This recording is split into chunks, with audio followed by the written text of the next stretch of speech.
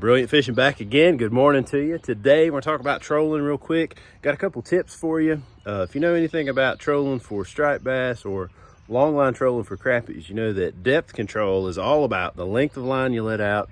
It's about the weight of the jig or the artificial that you're pulling, and it's about the speed at which you troll. Those are the three main variables. They're going to keep you in that particular depth zone that you're trying to target. Now, how are you going to manipulate all those variables when you're out fishing? Well, let me show you what I did.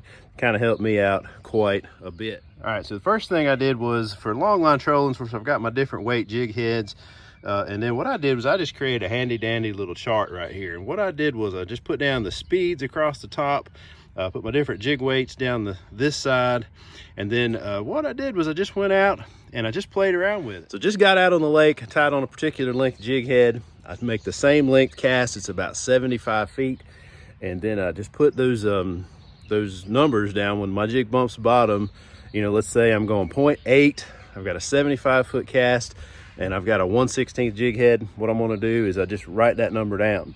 So what I did was I just spent time on the water and just graphed these things, just marked them all out, got back home, and then typed it all up and filled in some gaps where I had some gaps. I sort of estimated some things, printed that out, and then I just taped it right inside my box where I keep my jigs heads. All right, same kind of thing here with long line trolling, or excuse me, trolling for your striped bass, you know, with your lead core. So you kind of figure out, you know, how many colors you put in the water, your speeds, you graph all that out, and voila, you got that box right in front of you when you're out there trolling. All you gotta do is just pull that thing out and just leave it out on your seat or whatever, and then you can just really quickly just look at your speed, estimate your depth, and you're good to go.